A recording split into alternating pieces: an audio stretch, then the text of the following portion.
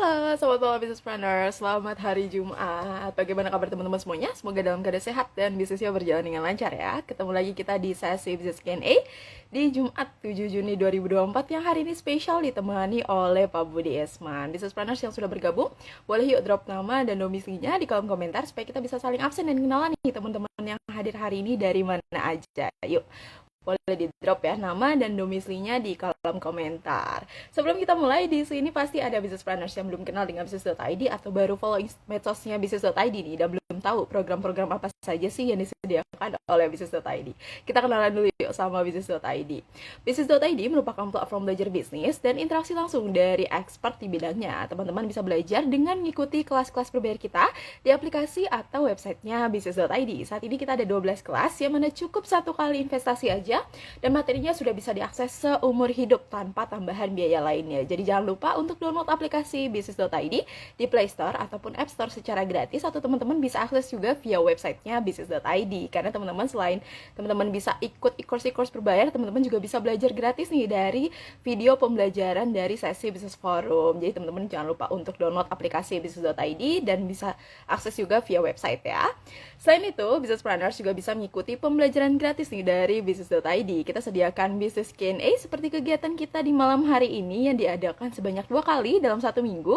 Di hari Senin bersama Pak Baskoro Hadi dan di hari Rabu bersama Pak Budi Isman di jam 19.45 sampai 20.45 malam. Atau teman-teman juga bisa ikut kegiatan Business Forum nih. Nah, kita ada Business Forum lagi di hari Jumat 14 Juni 2024 pukul 19.30 bersama Pak Budi Isman dan Pak Wijanarko yang merupakan Certified Public Accountant dan member of HLB International nih. Kita akan membahas seputar topik menilai perusahaan dari kacamata investor. Nah, teman-teman yang lagi mau cari investor, mau tahu tips and trick nih supaya bisnisnya menarik di mata investor, wajib gabungnya di Business Forum tersebut. Teman-teman yang mau gabung di Business Forum tersebut bisa langsung klik link di bio Instagramnya business.id di menu daftar Business Forum ya. Kita tunggu nanti di sesi Business Forumnya. Business.id juga punya program spesial nih di bulan Juli. Nah, buat teman-teman yang punya rencana funding di tahun depan, ingin membangun bisnis yang lebih kuat untuk menarik investor, ingin mempelajari lebih dalam nih tentang capital market, atau sedang menyiapkan dirinya menjadi ready to IPO, Anda wajib bergabung di Triple Value Business Camp yang merupakan program intervensi dalam mengembangkan kemampuan entrepreneur untuk meningkatkan nilai atau valuasi sebuah bisnis. Dikemas dalam bentuk camp selama 4 hari yang membahas lebih dalam aspek fundamental bisnis, financial strategy, dan story behind the brand yang menjadi dasar pertimbangan investor nih pada saat menilai valuasi sebuah bisnis. Dalam Triple Value Business Camp, Anda akan mempelajari industry and category growth, sustainable sales growth, lalu ada market share, brand and patent, cost structure, lalu ada cash flow, profit margin, management team dan people, lalu ada legal and financial admin, business potential, dan pastinya funding strategy.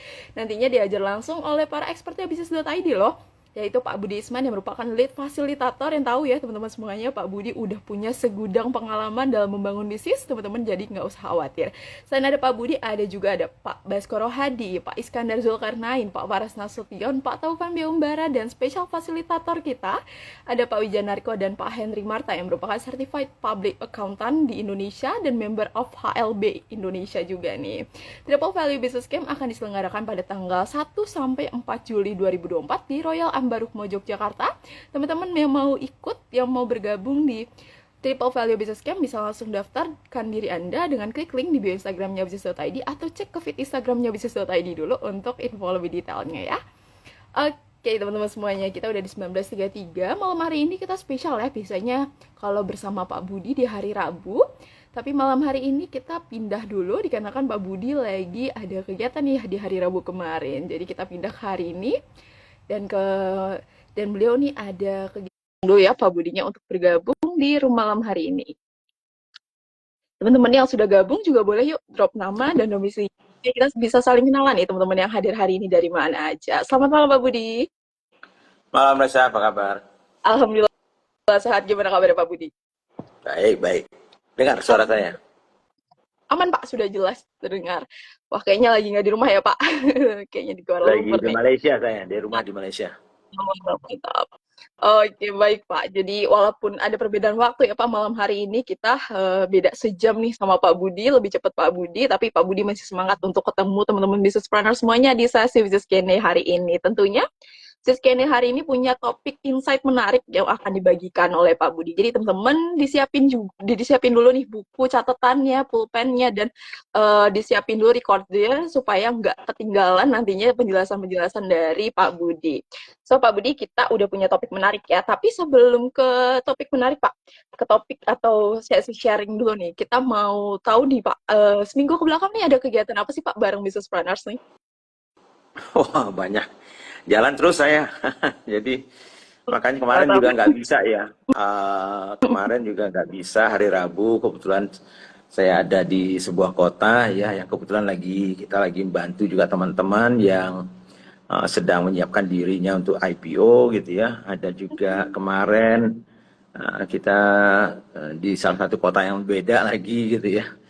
Kita lagi nyiapkan mereka juga, kebetulan mereka sedang diincar sama beberapa investor, jadi mungkin mereka juga perlu bantuan untuk melihat apa sih sebetulnya yang bisa diperbaiki ya dalam bisnisnya mereka gitu.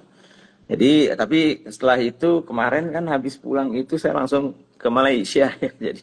Jadi sekarang saya lagi di Malaysia di rumah ya. Jadi untung istri saya lagi nggak ada, lagi jalan ke keluarganya. Jadi saya di rumah sendiri aja. Jadi bisa live dengan Ditinggal ya, teman-teman. Pak.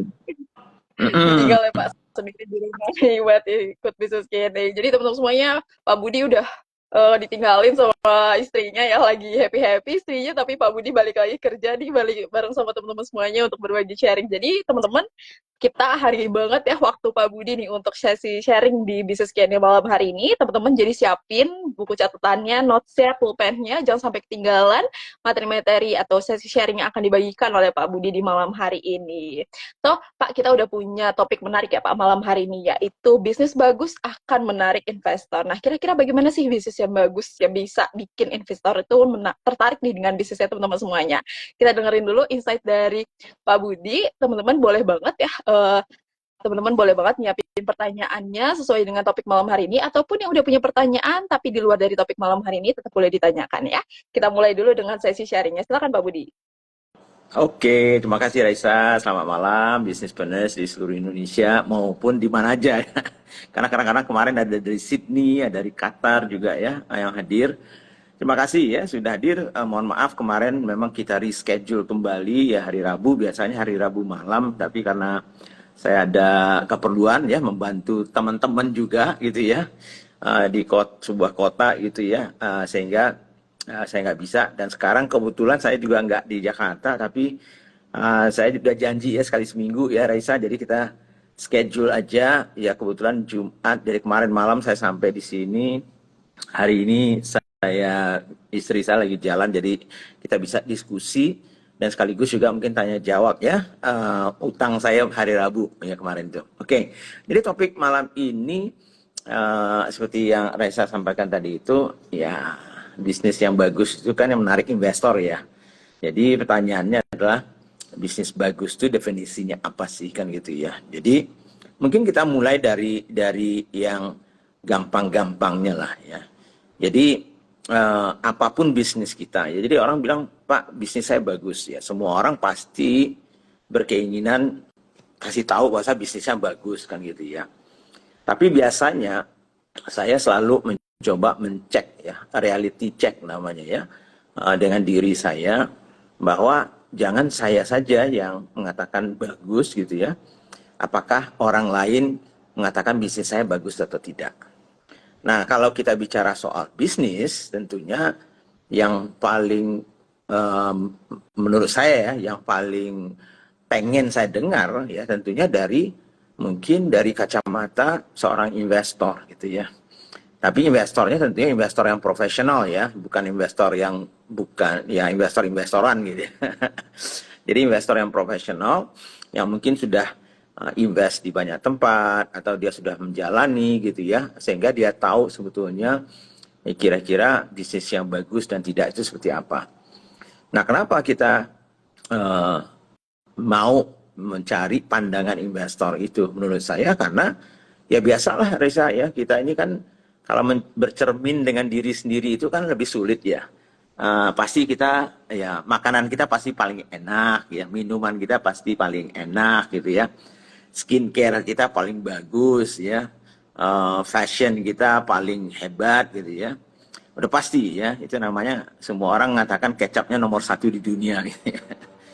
Nah, tapi supaya fair gitu ya, supaya fair ya kenapa nggak tanya aja ke calon-calon investor atau mungkin ya kalaupun Anda tidak membutuhkan dana gitu ya, tapi sekedar mencek aja ya, mencek kesehatan bisnis Anda dengan menanyakan sama lah nggak ada bedanya dengan dokter ya.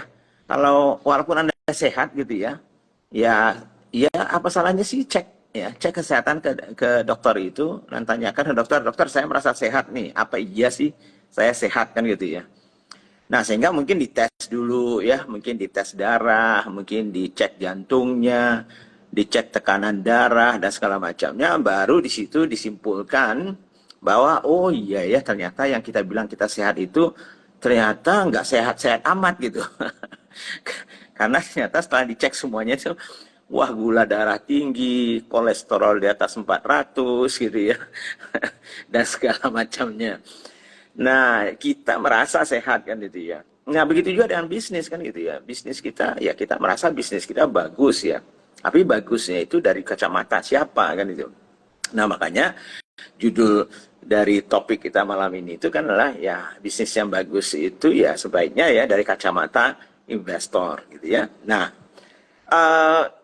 dari banyak pengalaman ya saya sendiri secara pribadi ya dalam menjalankan bisnis ya dulu-dulunya memperbaiki bisnis termasuk juga memperbaiki dan menjual bisnisnya ya saya juga menjual bisnis juga gitu ya.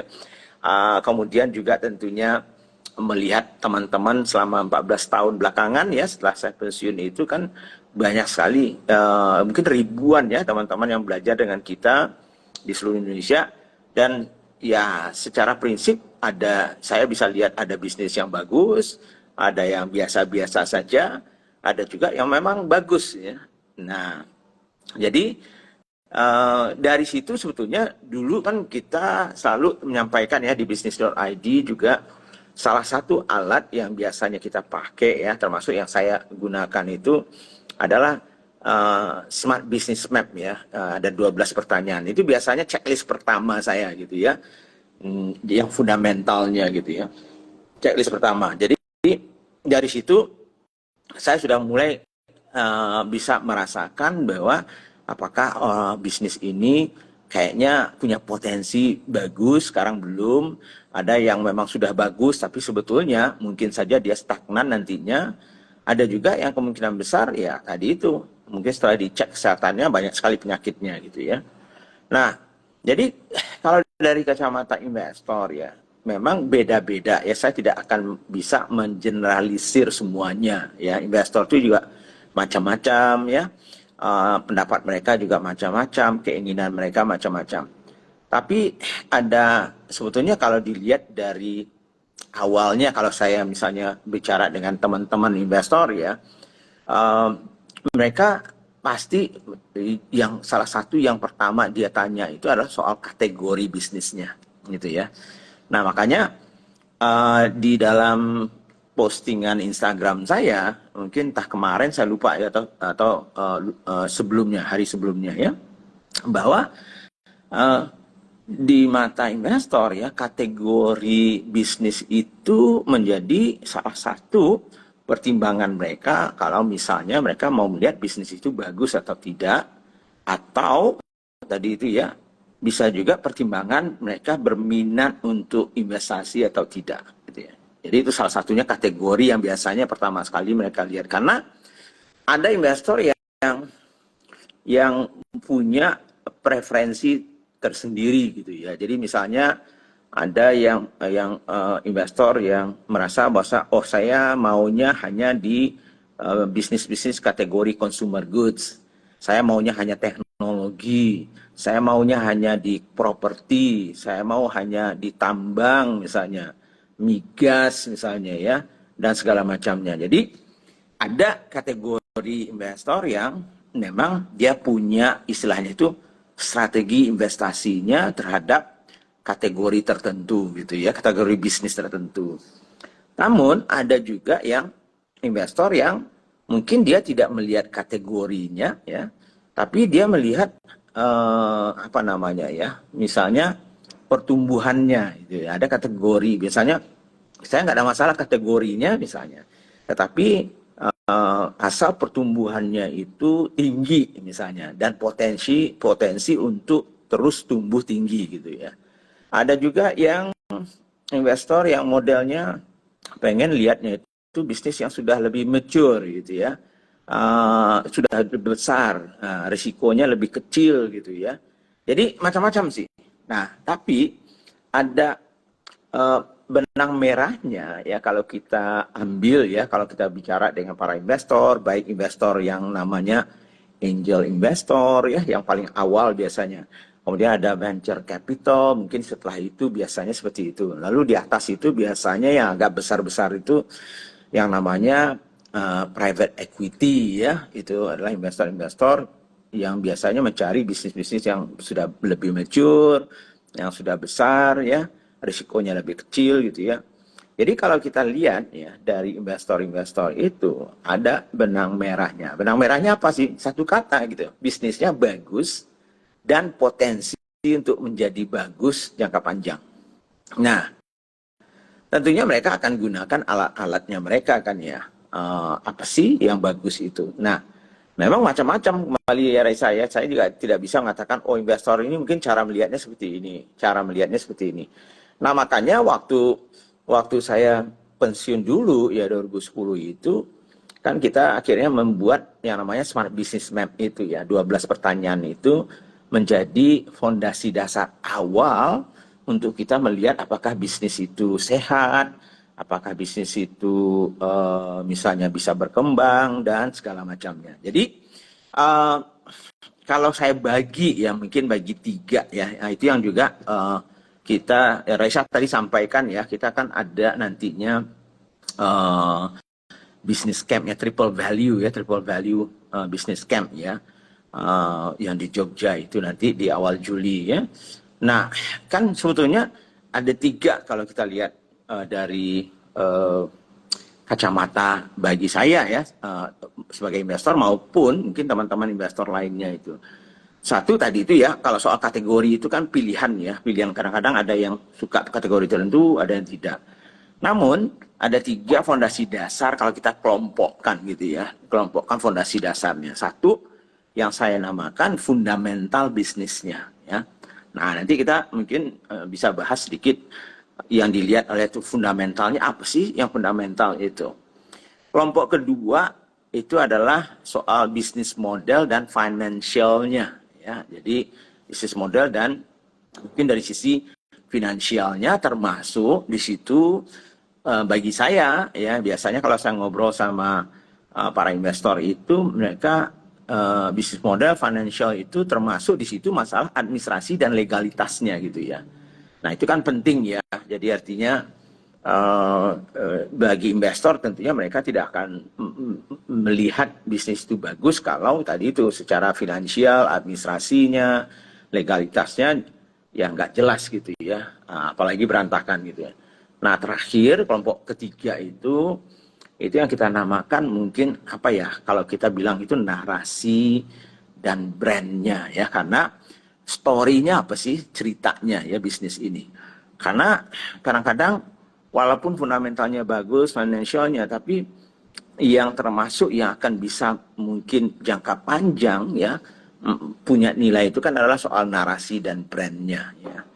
Nah jadi kalau kita kelompokkan tiga itu, jadi kalau misalnya tadi itu uh, fundamental itu yang mana sih? Nah kalau fundamental itu ya secara basic saya akan mengatakan 12 pertanyaannya Smart Business Map ya, kalau teman-teman yang pernah belajar Smart Business Map gitu ya, itu bagus untuk dilihat-lihat kembali gitu ya. Oh apa sih sebetulnya ya yang dilihat oleh investor itu fundamentalnya tadi itu ya. Jadi contohnya dari 12 pertanyaan itu ya misalnya soal kategorinya udah ya kita udah bicara tadi. kategori bisnis kita apa sih, menarik atau tidak ya. Nah, tadi kan ada ya saya bicara satu kategori bisa saja bernilai berbeda di mata investor. Contohnya apa sih? Misalnya ya, katakanlah misalnya bisnis kita bisnis dagang gitu ya, atau misalnya distribusi lah, misalnya distribusi misalnya ya. Nah, bisnis distribusi itu kalau misalnya dibandingkan dengan kalau kita produksi produk kita sendiri misalnya ya, atau punya brand sendiri ya, sedangkan kalau distribusi itu kan kita menjual produk orang lain kan dia. Itu akan berbeda nilainya ya di mata investor gitu.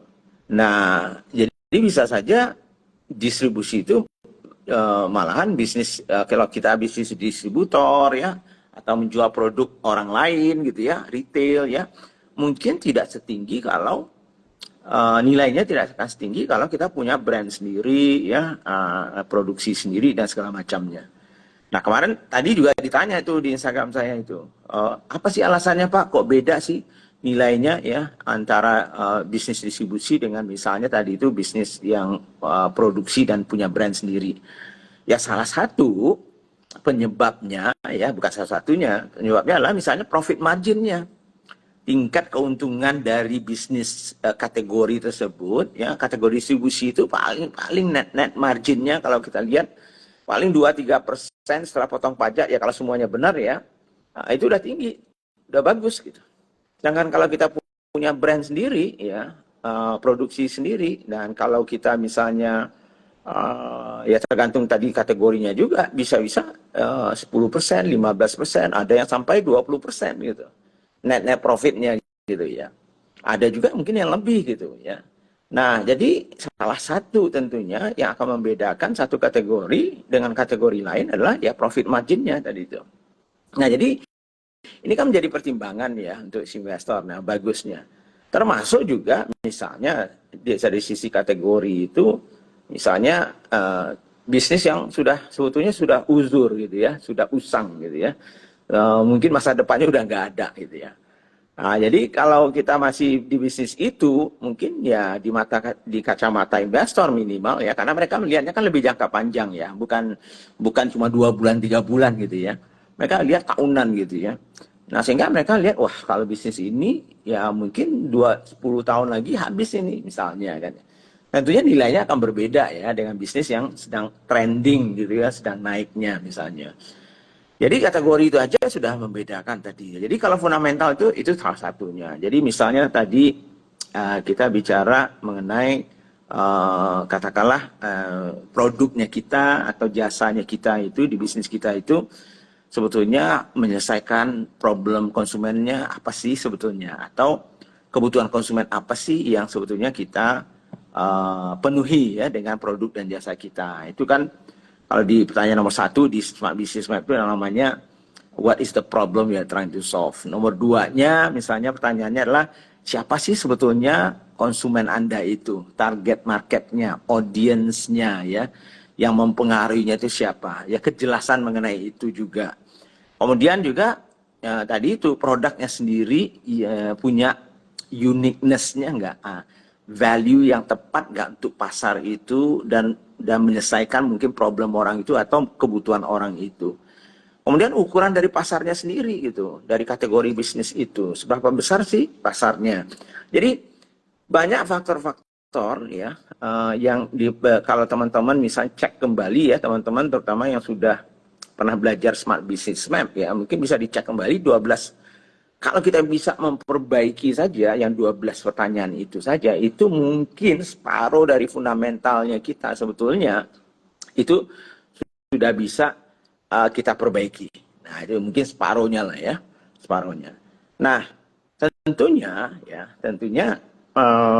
dari kalau nantinya siapapun nantinya yang kalau di dalam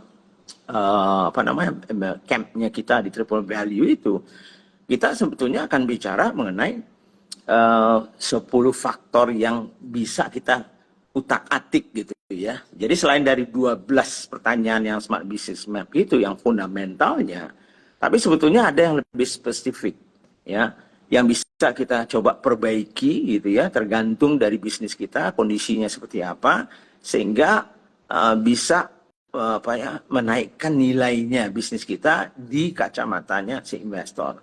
Nah, ini pengalaman saya sendiri juga tentunya di bisnis-bisnis saya sebelumnya gitu ya.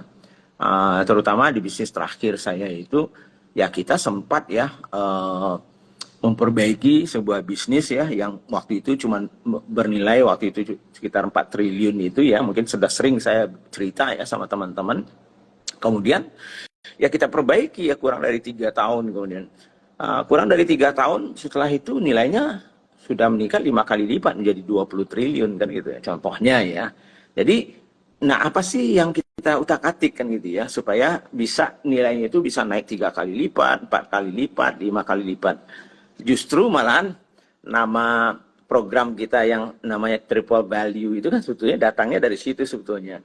Sebab biasanya ya, kalau saya sih dan juga mungkin teman-teman investor ya yang ada misalnya ya, biasanya kalau investor-investor yang nggak terlalu agresif ya, tetapi tidak juga terlalu konservatif gitu ya, normal lah. Biasanya mereka akan meminta apa namanya eh, peningkatan ya nilai dari bisnisnya itu kira-kira ya 3 kali lipat lah dalam 5 tahun ya biasanya. Ya hitungannya biasanya tuh 5 tahunan gitu ya. Jadi kalau kita misalnya nilai bisnis kita sekarang 100 miliar misalnya ya, lalu kemudian setelah itu kita perbaiki ya, kita jalankan, kita tingkatkan dan segala macamnya itu dalam 5 tahun misalnya naik menjadi 300 miliar misalnya ya. Itu kan itu sudah bagus di mata investor ya. Tapi kembali saya katakan tergantung investornya juga, investor yang mana nih. Sebab biasanya investor-investor yang investor awal ya, di mana bisnisnya itu masih kecil, tentunya mereka akan minta peningkatan nilainya nggak cukup dengan hanya 3 kali. Bisa jadi 5 kali, bisa jadi 10 kali. Jadi kalau misalnya nilainya sekarang 5M misalnya bisnis kita itu, ya mungkin mereka berharap 5 tahun ya nilainya itu 20 kali jadi 100M kan itu ya. Nah, jadi ini penting sekali ya teman-teman juga memahami tentunya kalau saya mengatakan tadi itu biasanya investor itu akan mencari peningkatan 3 kali lipat dalam 5 tahun nilai bisnisnya, itu biasanya untuk perusahaan-perusahaan yang sudah besar. Nah, itu yang seperti yang saya bilang tadi, itu contohnya yang kebetulan yang bisnis yang sudah pernah saya jalani ya, dan terakhir juga kita jual gitu ya, dengan peningkatan nilai yang 5 kali lipat. Jadi kalau tadinya nilainya 4 triliun, ya kita bisa jual 20 triliun, kan berarti 5 kali lipat kan gitu ya. Jadi ini yang apa namanya, yang harus dipertimbangkan. Kalau bisnis kita kecil, tentunya peningkatannya harusnya lebih besar gitu ya. Jadi tadi ya kita kembali lagi, ya, bisnis yang bagus apa sih? Berarti fundamentalnya bagus, kuat, dan punya potensi untuk berkembang. Dari sisi administrasi, bisnis model, dan finansialnya juga solid gitu ya. Kemudian yang ketiga, dari sisi narasi dan brandnya punya potensial untuk tentunya bernilai tinggi gitu ya. Nah, oleh karena itu tentunya tiga itu ya secara fundamental ya, selain dari kategori, ya kategori itu kadang-kadang susah juga diperbaiki ya. Kalau kita sudah terlanjur jualan ayam goreng ya, kalau misalnya ayam goreng itu kategori yang nggak bagus ya bagaimana, apakah saya pindah kan gitu ya. Nah ini sudah given gitu ya, tapi anyway kita nggak usah dulu bicara, tapi asal paham teman-teman bahwa kategori bisnis teman-teman itu akan berbeda nilainya di mata investor gitu. Nah kemudian yang tiga lagi ya, tadi itu fundamental bisnisnya ya.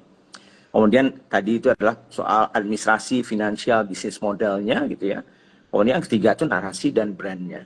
Nah kalau fundamental, nah ini yang selalu kita juga di bisnis.id gitu ya, selalu nggak bosan-bosannya gitu ya, mengatakan bahwa perbaiki fundamental, perbaiki fundamental, perbaiki fundamental gitu ya. Karena ujung-ujungnya ya seperti yang Raisa katakan tadi itu, ya kalau kita mau cari dana, mau cari investor, cari funding, ya kalau misalnya ya dibutuhkan gitu ya, ya kan orang tertarik itu kan kalau kita bagus ya. Gitu. Kalau kita nggak bagus ya nggak akan tertarik orang. Jadi artinya apa? Kita nggak usah mencari investor sebetulnya. Ya, investor itu akan mencari Anda gitu.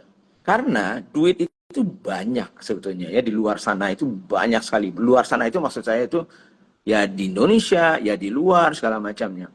Banyak yang pengen invest ya. Hampir tiap minggu saya bicara dengan investor ya, kita diskusi ada nggak yang bagus di Indonesia, apa saja prospeknya yang lain ya dan segala macamnya. Nah, jadi sebetulnya mereka punya dana. Yang susah itu adalah mencari tempat investasi yang bagus gitu ya. Nah, yang bagus itu apa saja kan tadi itu. Nah, itulah yang harus kita perbaiki. Ya, nah termasuk di situ yang saya bilang tadi itu di luar dari kategori ya tadi itu Raisa ya. Kemudian tadi itu fundamental bisnis, kemudian administrasi, keuangan ya, sama apa namanya tadi ya bisnis modelnya. Kemudian juga tadi soal narasi dan brandnya. Nah mungkin saya highlight lagi walaupun ada di dalam pertanyaan nomor 12 ya di Smart Business Map. Jadi kalau teman-teman yang belajar Smart Business Map di business.id ya silahkan lihat itu nantinya. Itu salah satu yang sangat diperhatikan oleh para investor itu ya adalah timnya, tim. Jadi kenapa kita kemarin juga mengadakan workshop ya sekali setahun gitu ya dengan Ibu Evita ya panel expert kita di bidang human capital dan human resources gitu ya mengenai people gitu tim gitu ya karena ujung-ujungnya si investor itu harus percaya kan dengan teman-teman kan gitu ya kalau saya mau kasih duit ke Anda bisa nggak Anda kelola ya kalau cuma 100 juta aja nggak bisa dikelola dengan baik gitu ya. Bagaimana saya mau ngasih 10M, bagaimana saya mau ngasih 100M, bagaimana saya mau ngasih 1T, kan gitu ya. Nah, mereka kan pasti akan melihat, selain dari background timnya siapa, jumlah timnya, kompetensi dari timnya, itu akan sangat-sangat menentukan. Jadi pengalaman saya selama ini mendampingi teman-teman ya, yang mendapatkan investasi ya, salah satu kuncinya mereka mendapatkan investasi, itu adalah karena mereka juga yakin bahwa timnya yang ada itu cukup untuk mengelola ya bisnis atau investasi yang mereka berikan itu. Nah, jadi kalau kita cerita soal tadi ya apa sih yang membuat bisnis itu bagus di kacamata investor? Ya tadi itu ada 4 ya. 4 itu saya bagi sebetulnya 3 yang inti, tapi 1 itu pertama adalah kategori ya, kategori bisnisnya. Yang kedua adalah fundamental bisnisnya. Yang ketiga itu tadi adalah ya tadi bisnis model ya, keuangan dan administrasinya. Kemudian yang keempat itulah soal narasi dan brandnya untuk jangka panjang seperti apa sih story-nya bisnis ini gitu ya. Nah, teman-teman tentunya kalau mau lebih mendalam ya fundamental bisnis itu ya bisa cek ya di business.id ada namanya program Smart Business Map baik yang offline-nya Smart Business Map Advance atau yang online-nya itu ada 12 pertanyaan ya. Nah, kalau teman-teman yang betul-betul serius ya pengen misalnya entah itu mencari investor atau sekedar melihat saya ini nilai bisnis saya berapa sih sebetulnya kan gitu ya. Uh, ya boleh ya, tentunya dikurasi ya, nggak mungkin semuanya karena terbatas ya, yang untuk yang bisa ikut yang namanya Triple Value Business Camp di Jogja awal Juli nantinya. Nah, boleh saja teman-teman nanti ikut Zoom-nya dulu ya, tanggal 14 ya, Reza ya, kita Zoom, kita akan diskusi lebih banyak ya. Dan kalau teman-teman sudah nggak enak juga bilangnya pantas ya, tapi memang nggak ada gunanya ikut program itu kalau memang belum siap juga. Tapi kalau memang bisnisnya sudah cukup siap dan hanya sekedar pengen tahu saya punya nilai berapa sih sebetulnya kan itu ya. Ya boleh, boleh saja ya nantinya. Jadi mungkin itu dulu ya sehingga kita punya waktu ya setengah jam ya Raisa untuk menjawab pertanyaan teman-teman ya. Curiosity-nya seperti apa. Nanti kita coba jawab satu persatu. Gitu Raisa. Oke, terima kasih banyak Pak Budi atas insight ya. So, teman-teman semuanya ya, akhirnya kita tahu ya, apa sih yang bikin bisnis kita tuh bagus di mata investor. Jadi, ada 4 highlight ya Pak, yang sebenarnya diutamakan ya. Ada kategori fundamental bisnis, lalu business and financial modelnya bisnis teman-teman, dan story behind the brand, atau narasi nih dari brand teman-teman semuanya. Jadi, 4 highlight itu ya Pak, yang bisa kita jadikan bahan nih untuk menarik investor ke bisnisnya teman-teman semuanya. Tapi yang paling utama adalah kategori dan fundamental ya Pak. Yang teman-teman nih pasti banyak yang udah kategorinya udah mulai kacau ya Pak di awal pertama, lalu fundamentalnya pun nggak dicek nih dari pertamanya. Jadi teman-teman perlu banget nih untuk nge-highlight kategori juga fundamentalnya agar lebih baik lagi ya Pak ke depannya dan bisa lebih bagus lagi ke depannya. Jadi business and financial model juga story behind the brand-nya bisa mengikuti kategori maupun fundamental bisnisnya teman-teman semuanya. Oke, kita ambil pertanyaan ya Pak dari Shein Club. Ada di kolom komentar. Berapa persen nih Pak bagi hasil yang diinginkan investor biasanya? Dan apakah seperti bisnis saya yang spesifik ke platform bagi perempuan yang ingin upgrade skill? Cukup menarik nih bagi investor Pak. Mungkin boleh cek juga ke IG-nya, nanti kita cek ya Pak. Shein Club ini seperti platform untuk upgrade skill bagi perempuan nih Pak. Kayak menyediakan tempat-tempat untuk kegiatan nih bareng perempuan. Silakan Pak. Nah, ini juga sering sekali saya dapatkan pertanyaan-pertanyaan seperti ini. Memang nggak bagus ya pertanyaannya, artinya minimal teman-teman mau bertanya gitu ya. Nah, cuman saya mau klarifikasi ya. Inilah gunanya teman-teman belajar gitu ya. Banyak sekali kesalahan teman-teman itu ya mendefinisikan investor, lalu bagi hasil dan segala macamnya itu gitu ya. Jadi ini apa namanya ya menjadi rancu nantinya dalam teman-teman berbicara dengan calon investor atau siapapun nantinya dalam membantu bisnisnya teman-teman untuk berkembang. Jadi yang tadi kan pertanyaannya adalah berapa persen sih bagi hasil? Nah, saya nggak paham maksudnya investor ini investor bagi hasil kah? Kan itu ya. Karena dari kacamata saya dia sebetulnya investor yang kalau misalnya investor yang profesional itu ya umumnya misalnya ya mereka akan melihat bisnis itu dan mereka akan investasi di situ dan dari hasil investasinya itu mereka akan mendapatkan ya imbal baliknya itu misalnya jumlah saham ya atau presentasi dari saham yang didapatkan. Nah, kalau kita punya PT misalnya ya. Nah, PT ya biasanya pasti harus PT ya, kalau ada investor itu PT namanya, kecuali kalau investor bukan investor profesional ya. Nah, sehingga dalam PT itu berarti si investor itu juga punya saham di situ, misalnya 20% misalnya. Nah, 20% itu bagi hasilnya apa sih? Nah, bagi hasilnya ya dividen gitu dalam PT itu. Jadi teman-teman harus belajar gitu ya, harus belajar kalau PT itu bagi hasilnya apa sih? Dividen gitu ya. Nah, jadi keuntungannya itu dari mana sih investor itu? Kalau saya punya misalnya saham 20%, maka kalau ada untung setelah 1 tahun berjalan misalnya ya, lalu ada untung nih misalnya katakanlah 1 miliar misalnya, maka karena saya pemegang saham 20%, maka saya dapat bagi hasil dan bagi dividennya namanya ya, itu adalah 20% gitu. Nah, bisa saja tadinya itu mungkin ya yang menanyakan tadi itulah, oh ini bukan investor profesional nih. Jadi dia hanya berikan uang gitu ya, lalu minta bagi hasil dari saya nggak tahu nih dari mana nih, dari omsetnya kah, dari profitnya kah. Sedangkan investor profesional kalau dia ikut menjadi pemegang saham, maka itu dari net profit. Jadi dividen itu kan dibagikan setelah dikurangi semua biaya, semua pajak, dapatlah net profit, maka baru itu dibagi gitu.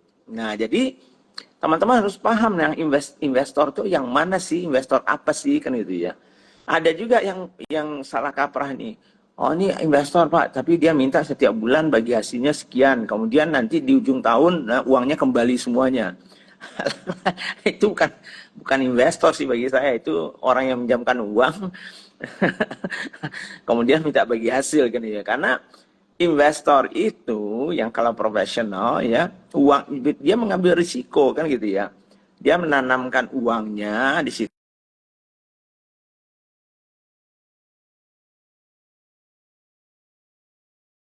Itu investor profesional. Tapi kalau Anda berikan, saya ada investor Pak, nah investor ini nanti dikembalikan uangnya dalam 2 tahun, setelah itu setiap bulan dia dapat sekian persen, lalu setelah itu setiap tahun dia juga dapat dividennya. Wah, hebat sekali tuh. Saya juga mau tuh. Ya itu dia. Itu Raisa. Oke, baik Pak. Jadi kayak udah ngebalikin modal ya Pak, tapi ada lagi dapat untung lagi, untung lagi. Iya. Wah, enak itu ya Ya, Pak. ya sebetulnya saya tidak mengatakan tidak bisa ya, kita aja yang goblok ya kalau mau seperti itu. Oke, semoga seperti nih jawaban dari Pak Budi ya untuk Shein Club nih. Next saya ambil lagi. Tadi ada pertanyaan ya Pak dari postingan Instagram Pak Budi sebelumnya. Ada pertanyaan nih Pak, kenapa sih Pak untuk ya, jenis bisnis retail dan distribusi dinilai nih Pak lebih rendah dibandingkan customer good atau FMCG Pak? Kenapa nih Pak nih Ya itu nilainya lebih rendah ketimbang itu? seperti yang saya bilang tadi itu.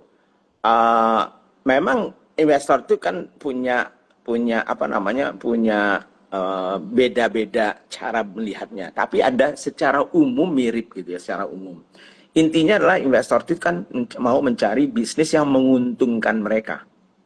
Nggak ada investor yang pengen investasi itu tidak menguntungkan, itu nggak ada.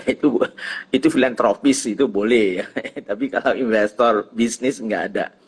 Jadi salah satu faktornya yang mereka lihat itu adalah yang namanya tingkat keuntungan kategori tersebut, bisnis tersebut ya.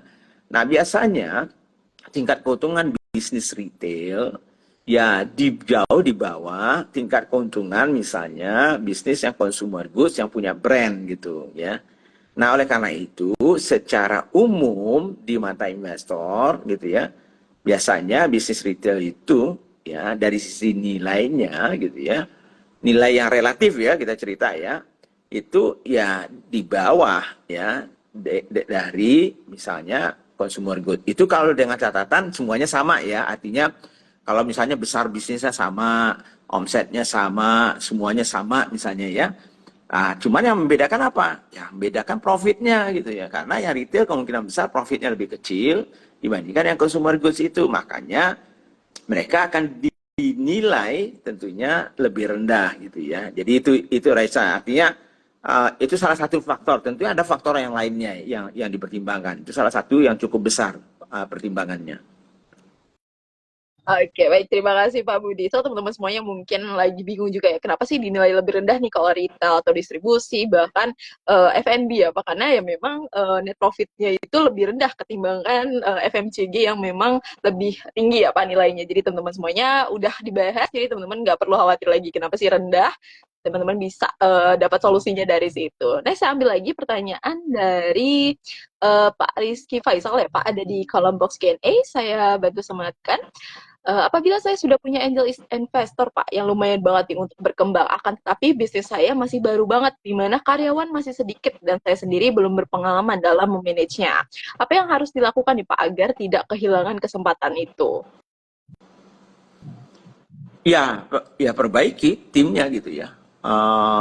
Ya makanya dari kemarin pun ya waktu kita adakan workshop human resources management untuk para entrepreneurs itu ya dengan Ibu Evita itu 100% teman-teman itu sendiri punya problem dengan timnya kan itu ya. Dan kalau kita mau berkembang sudah pasti kita nggak mungkin menjadi chief everything officer, nggak ada itu. Nggak ada di dunia ini yang setahu saya mau orang terkaya di dunia kayak bisnis yang besar nggak ada itu yang hanya sendirian itu. Jadi itu sudah saya nggak tahu ya mungkin dalam 200 tahun lagi ya AI ini robot aja yang hidup semuanya mungkin jadi tapi saya sudah nggak ada lagi gitu ya. Tapi nggak ada. Jadi artinya apa? Mulai belajar ya bagaimana memperbaiki timnya ya. Karena ujung-ujungnya kalau bisnis kita punya potensi, kategorinya bagus, dan kita jalannya di awalnya sudah mulai bagus, sayang banget toh kalau kita nggak kembangkan. Nah, cara mengembangkan bagaimana? Salah satunya yang paling kunci itu adalah bagaimana kita membangun tim kita. Ya, tim kita bukan berarti kita harus langsung menjadi 1.000 orang kalau nggak butuh kan itu ya. Tapi misalnya dari 2 orang menjadi 10. Nah, tapi jadikanlah 10 orang itu menjadi tim yang solid, yang kuat. Dari 10 menjadi 100, dari 100 menjadi 200. Jadi ini yang harus dipelajari oleh teman-teman gitu ya. Nah, ini ya tergantung teman-teman mau belajar atau tidak gitu. Oke, baik Pak. Karena udah punya kesempatan ya, udah ada angel investornya nih yang udah lumayan banget. Berarti kan berpotensi ya Pak bisnisnya nih untuk berkembang. Jadi memang butuh pelatihan atau program lagi ya Pak untuk Ya, meningkatkan nih tim-timnya bahkan dari CEO-nya sendiri. Semoga bisa membantu nih jawaban dari Pak Budi untuk Pak Rizky Faisal. Next saya ambil lagi dari box Q&A. Ada dari sebentar Pak. ya. Dari Valis Market ya Pak, mungkin ini agak di luar dari topik kita malam hari ini Pak. Apakah perusahaan sehat jika owner tiap akhir hari tidak menyisakan saldo dan petty cash nih Pak? Oke, ini udah mau. Bagaimana? Tadi pertanyaannya? Ada disematkan Pak, bisa dibaca. Apakah perusahaan sehat jika owner tiap akhir hari tidak menyisakan saldo dan petty cash di cabang ataupun di bisnisnya? Jadi mungkin dibawa semua nih Pak, nggak disisain saldo dan petty cash-nya. Ya tergantung uang itu di mana disimpannya kan gitu. Kalau disimpannya di dalam rumah, kemudian dibelanjakan untuk yang lain, ya tentunya tidak sehat kan gitu ya. Sebab bisnis itu juga memerlukan cash flow-nya gitu ya. Tapi misalnya bisa saja, jadi tadinya itu dia punya cabang misalnya punya uang nih ya karena misalnya dia mungkin let's say ini bisnis restoran misalnya ya. Lalu setiap cabang ada uang kan yang didapatkan dari hasil penjualan hari itu gitu. Nah setiap hari diambil tuh uangnya kan nggak disisakan di cabang, tapi diatur gitu, dikumpulkan di satu tempat. Nah itu ya oke sih, asal ya bisnis uang yang dikumpulkan itu digunakan kembali untuk biaya bisnisnya gitu. Tapi kalau misalnya diambil lalu ditaruh di kantongnya, dibawa ke rumah, habis itu besok dia mau belanja sepeda motor gitu, dia mau pergi travel digunakan duit itu. Nah itu yang akhirnya yang menghancurkan bisnisnya gitu. Oke, baik. Terima kasih Pak Budi. Semoga bisa membantu nih jawaban dari Pak Budi ya untuk Valis Market. Next, saya ambil dari Fadri Kojais Pak di kolom komentar. Pak Budi tadi sampaikan nih, salah satu kendala bisnis kategori distribusi terkendala di profit marginnya. Kalau diambil contoh nih Pak, seperti Indomaret, apa mereka menjalankan bisnisnya bisa seperti saat ini Pak? Seperti apa nih Pak perjalanan bisnisnya supaya bisa seperti ini sampai saat ini? Ya, oke. Jadi teman-teman makanya tadi seperti yang saya bilang bahwa ini dari Fadri Koje Z ya. Makanya kita harus paham teman-teman apa sih kategorinya bisnis itu ya.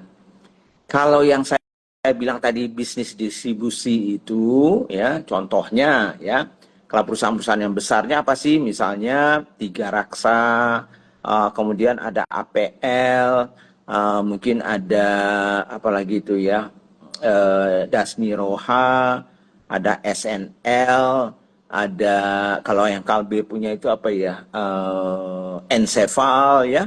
Nah, mereka bisnis mereka 20 triliun, ada yang 30 triliun gitu ya. Tapi marginnya kecil. Kalau Indomaret, Alfa itu kategori bisnisnya bukan distribusi, tapi itu retail. Nah, retail itu lain lagi kan ya. Nah, retail itu sedikit lebih baik biasanya dibandingkan dengan ya distribusi gitu ya. Nah, tapi ya kembali ya kalau dibandingkan dengan bisnis yang dia punya produknya sendiri, punya brandnya sendiri gitu ya, itu beda, tetap lebih kecil biasanya secara umum. Lah, pasti orang tanya, oh berarti apakah berarti bisnis itu nggak bagus? Bukan, bukan berarti bisnisnya nggak bagus. Apakah berarti bisnisnya nggak bisa besar? Bukan juga. Malah justru misalnya perusahaan distribusi yang saya bilang tadi itu, walaupun marginnya kecil, tapi dia bisa jualan sampai 30 triliun, 40 triliun, 50 triliun, kan gitu. Jadi gamenya berbeda. Cuman kembali saya katakan dari sisi profit marginnya atau tingkat keuntungannya itu mereka rata-rata kecil gitu. Nah itu kan salah satu faktor ya, salah satu faktor. Tapi bisa saja ada investor yang tertarik juga untuk masuk ke situ karena kategorinya itu apapun alasannya, menurut dia walaupun margin segitu, asal sehat cash flow-nya dan segala macamnya, dia tertarik. Misalnya untuk hal-hal yang lainnya kan itu. Nah, jadi eh, pahami ya, retail tidak sama dengan distribusi kan itu. Alfamart sama Indomaret itu namanya retail, retail business kan itu ya. Nah, sedangkan distribusi tadi itu Tiga Raksa, SNL, Ensefal, APL, ya Dasni Roha, dulu namanya Wicaksana dulunya ya. Nah, saya nggak tahu lagi gitu ya. Gitu. Oke, baik. Terima kasih Pak Budi atas jawabannya. Semoga bisa bantu nih jawaban dari Pak Budi ya untuk Pak Fadriko Jace.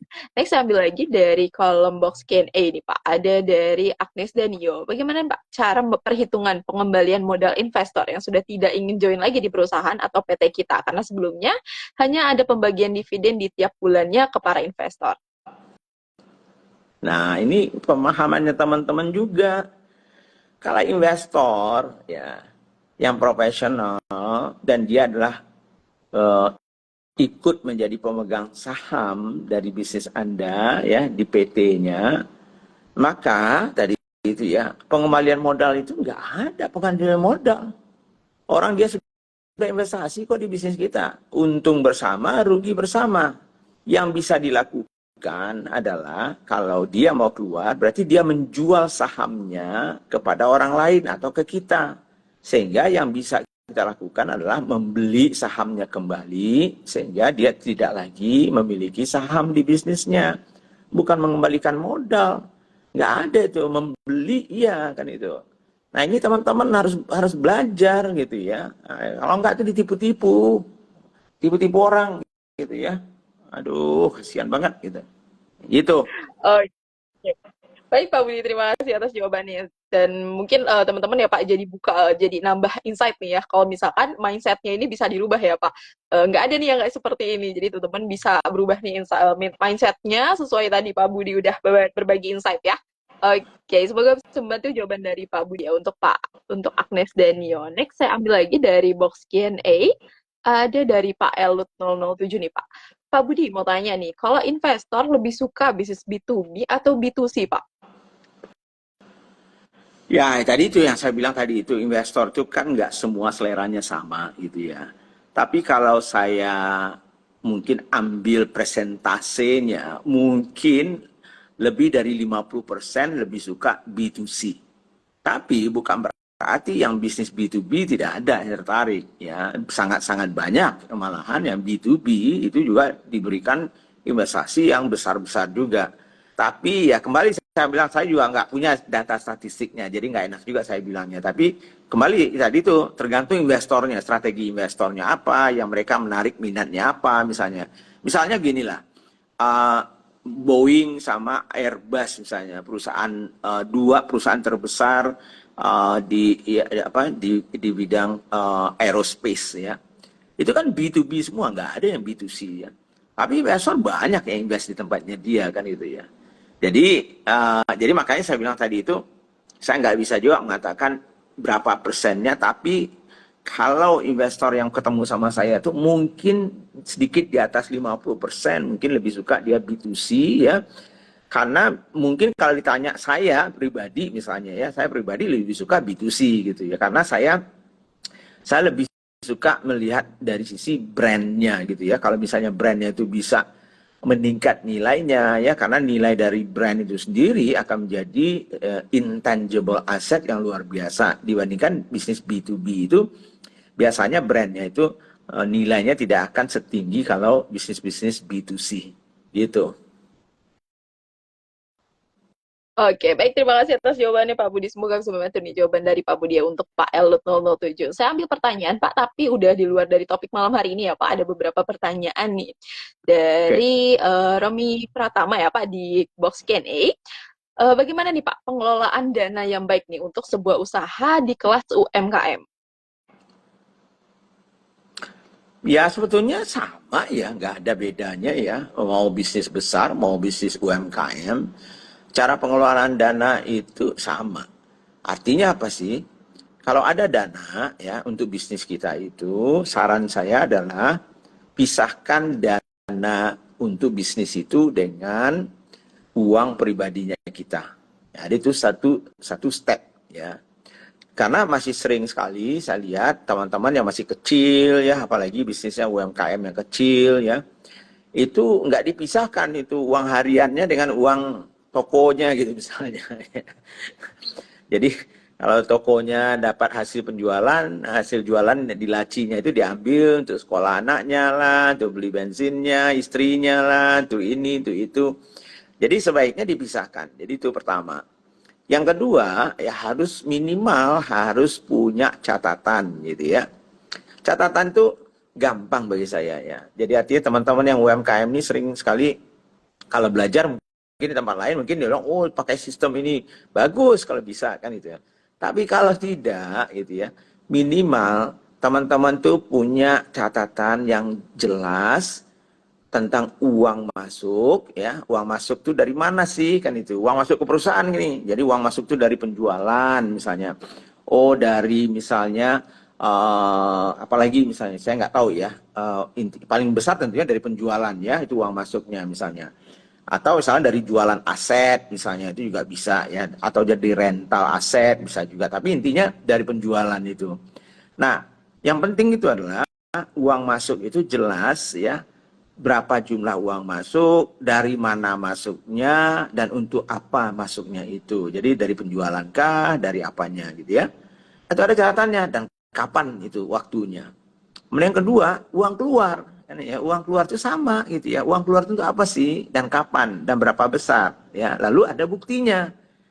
Jadi kalau punya catatan dua itu saja dulu, plus tadi itu pisahkan uang perusahaan atau uang bisnis itu dengan uang pribadi, udah cukup itu. Udah cukup, itu aja. Nggak usah cerita sistem dulu gitu, teman-teman gitu ya. Nanti tinggal disusun, cari orang yang bisa nyusun bukunya. Oke, baik Pak Budi. Terima kasih atas jawabannya. Semoga bisa membantu nih jawaban dari Pak Budi ya untuk Pak Romi Pratama. Next, saya ambil pertanyaan ya Pak. Tadi ada pertanyaan dari salah satu business planners di business.id community kita di Telegram.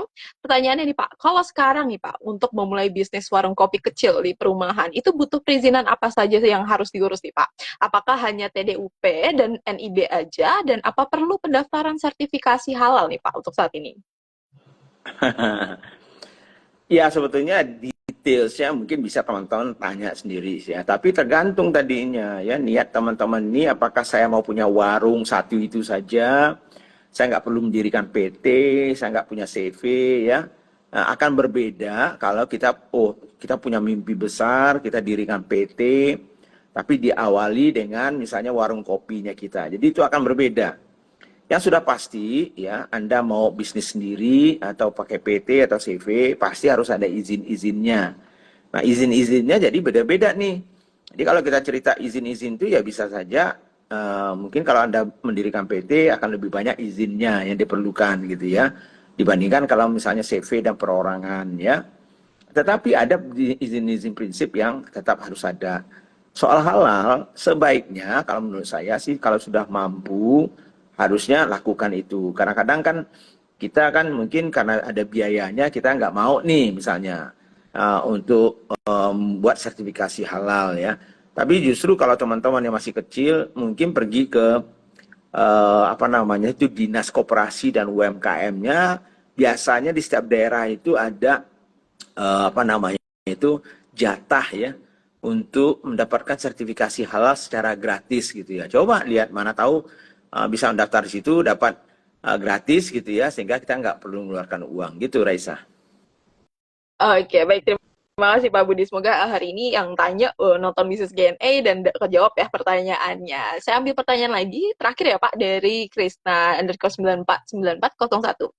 Lebih baik pengelola usaha besar nih Pak, atau UMKM kecil yang namun memiliki banyak cabang Pak? Ya kalau usahanya banyak cabang ya besar dong jadinya. Ya kan ini. Jadi besar kecil itu definisinya kan tergantung ya tadi. Kalau saya sih besar bisnis itu ya tentunya dilihat dari sisi omset atau revenue-nya. Bisa juga dilihat dari sisi aset-asetnya gitu ya. Dan juga terakhir tentunya dari apa namanya profit-profitnya. Jadi kalau misalnya tadi itu kita punya kecil-kecil tapi banyak gitu ya. Omsetnya misal 1 triliun, lalu dibandingkan kita punya dua yang besar gitu ya. Omsetnya cuma 100 miliar, ya yang besar ya 1 triliun dong. Walaupun 1 triliun itu terdiri dari 1.000 dari yang kecil-kecil. Ya, itu bisnis besar namanya kan. Gitu, Raisa. Oke, baik. Terima kasih Pak Budi atas jawabannya. Semoga bisa bantu nih jawaban dari Pak Budi ya untuk Pak Krisna underscore 9401. Kita udah di 2029, sudah banyak banget pertanyaan yang udah dijawab nih sama Pak Budi, udah berbagi insight juga pastinya di hari ini. Tapi sebelum kita tutup ya Pak, di sesi ini hari ini harus ada pesan penutup dulu nih buat teman-teman semuanya, supaya yang lagi cari investor ya Pak, lagi mau menawarkan bisnisnya ke investor, lagi mau siapin bisnisnya ke investor nih bisa makin baik lagi ke depannya, lebih bagus lagi dan menarik di bantai investor. Silakan Pak. Ya, mungkin pesan saya malam ini sebagai penutup adalah ya teman-teman harus belajar ya lebih banyak ya memahami sebetulnya aspek-aspek fundamental dari bisnisnya. Sebab bagi saya kalaupun Anda nantinya berkeinginan mungkin untuk berkembang, mencari investor, mencari dana ya. Dana itu akan datang sendiri ya. Pengalaman kami ya juga kalau bisnis Anda bagus ya. Nah, bagus itu bukan dari kacamata Anda loh ya. Bagus itu tentunya dari kacamata investor. Nah, oleh karena itu bergaul ya, bergaul dengan teman-teman investor, baik investor yang profesional maupun yang tidak ya. Coba tanya-tanya sama mereka, kira-kira bisnis saya itu bagus atau tidak ya. Nah, kemudian tadi pesan saya juga adalah belajar membangun fundamental, tapi juga belajar untuk memperbaiki sistem-sistemnya kita. Supaya tadi itu menarik ya. Dan terakhir tentunya, kalau teman-teman misalnya sudah ada yang siap, misalnya pengen mencari investor atau sudah cukup besar bisnisnya dan ingin berkembang gitu ya, ya boleh-boleh aja sih, misalnya ikut Zoom kita ya hari Jumat nanti ya. Silakan mendaftar nantinya. Nanti kita bisa diskusi lebih dalam gitu ya. Karena tahu di situ ada lagi hal-hal yang bisa teman-teman pelajari ya. Zoom-nya juga gratis ya, Raisa. Tapi kembali untuk yang ikut, kalau mau ikut Triple Value Business Camp kita yang di Jogja awal Juli nantinya itu, tentunya itu boleh-boleh aja daftar, tapi belum tentu juga bisa langsung diterima karena harus dikurasi dulu. Sekian ya. Oke, baik. Terima kasih Pak Budi atas waktunya nih, udah meluangkan waktunya walaupun lagi di Kuala Lumpur ya, lagi bareng keluarga, tapi masih semangat banget nih untuk sharing ke kita, terutama di dalam menilai nih, bagus nggak, seperti apa sih bisnis yang bagus nih di kacamata investor. So, teman-teman semuanya yang hari ini hadir, terima kasih juga sudah bergabung di sesi bisnis Q&A kita. Reminder ya buat business planners yang lagi mempersiapkan bisnis nih untuk ditawarkan ke investor, lagi cari step untuk melakukan penawaran ke investor, atau saat ini lagi bingung nilai bisnisnya untuk penawaran ke investor. Kalau Anda punya problem tersebut nih, wajib gabung ya di bisnis forumnya bisnis.id di hari Jumat 14 Juni 2024 bersama Pak Budi Isman dan Pak Wijanarko yang akan membahas topik menilai perusahaan dari kacamata investor. Nah, teman-teman yang nggak mau ketinggalan buat dapat info tips and trick lebih dalam lagi seputar bisnis yang baik tuh seperti apa di mata investor, teman-teman harus gabung ya di bisnis forum tersebut di hari Jumat 14 Juni 2024 di jam 19.30 sampai 21.00 malam nih teman-teman semuanya. Teman-teman yang mendaftar bisa langsung klik link di bio Instagramnya bisnis.id ataupun ke feed Instagramnya bisnis.id untuk info detailnya. So, terima kasih banyak Pak Budi sudah meluangkan waktunya pada hari ini. Semoga bisa langsung dipraktekkan oleh teman-teman dan dimanfaatkan dengan baik ya. Oke, terima kasih Raisa. Selamat malam teman-teman semuanya. Assalamualaikum. Salam dari Kuala Lumpur. Waalaikumsalam. Ya, Makan roti canai kita malam ini. boleh Pak, silakan. Oke, Oke, malam terima kasih banyak Raisa. Pak Budi. Selamat Dah. malam, selamat beristirahat. Oke, mengingatkan kembali, Business.id punya spesial program di bulan Juli ini. Buat Anda yang punya rencana funding di tahun depan, ingin membangun bisnis lebih kuat untuk menarik investor, ingin mempelajari lebih dalam tentang capital market, atau sedang menyiapkan dirinya menjadi IPO company, Anda wajib bergabung ya di Triple Value Business Camp yang merupakan program intervensi dalam mengembangkan kemampuan entrepreneur untuk meningkatkan nilai atau valuasi bisnis. Dikemas dalam bentuk camp selama 4 hari yang membahas lebih dalam aspek fundamental bisnis, financial strategy, dan story behind the brand yang menjadi dasar pertimbangan investor nih pada saat menilai valuasi sebuah bisnis. Dalam Triple Value Business Game, teman-teman akan mempelajari industri dan kategori pertumbuhan kategori, lalu ada sustainable sales growth juga, market share, brand and patent, cost structure, lalu cash flow, profit margin, management team and people, legal and financial admin, business potential, dan pastinya funding strategi nih Pak. Nantinya diajar langsung oleh Pak Budi Isman yang merupakan lead dari fasilitatornya. Ada Pak Baskoro Hadi juga, Pak Iskandar Zulkarnain, Pak Paras Nasution, Pak Taufan Beubara, dan pastinya ada spesial fasilitator yaitu Pak Wijanarko dan Pak Henry Marta yang merupakan Certified Public Accountant di Indonesia dan member of HLB of International nih. Jadi teman-teman jangan sampai ketinggalan untuk bergabung di Triple Value Business Camp karena tentunya kita punya seat terbatas dan teman-teman perlu dikurasi lagi nih untuk bergabung di Triple Value Business Camp. Tapi tenang aja teman-teman yang mau ikut dan merasa udah siap boleh banget bergabung di Triple Value Business Camp. Triple Value Business Camp akan diselenggarakan di tanggal 1 sampai 4 Juli 2024 di Hotel Royal Ambarukmo Yogyakarta. Teman-teman yang mau cek info lebih detailnya bisa langsung klik link di bio Instagramnya bisnis.id ataupun ke feed Instagramnya bisnis.id ya. So, terima kasih Business Planner sudah bergabung di Business Q&A malam hari ini. Untuk menyimak kembali rekaman dari Business Q&A hari ini, teman-teman bisa langsung cek IGTV-nya bisnis.id atau ke YouTube-nya bisnis.id. Bila bermanfaat buat Business Planners, boleh langsung di-share juga like ya. Dan jangan lupa untuk download aplikasi bisnis.id di Play Store ataupun App Store ataupun akses via website untuk akses video gratis dan kelas-kelas bersama expert lainnya. Oke, terima kasih, selamat malam dan selamat beristirahat teman-teman semuanya.